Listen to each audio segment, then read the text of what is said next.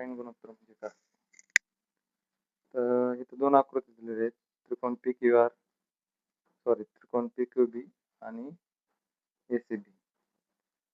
तर त्रिकोणासमोरील बाजू आणि कर्ण याचे गुणोत्तर PQ/PB असे दिलेले आहे.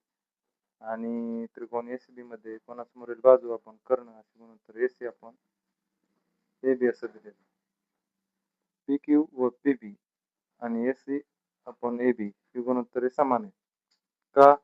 तर हे दोन्ही समकोन त्रिकोण आहेत. ह्यांचा दोन्ही त्रिकोणांचा कोन B हा समान कोन आहे. PQ/PB = AC/AB या दोन्हीचं गुणोत्तर बरोबर समानच आहे. कोन B समोरील बाजू आपण कर्ण.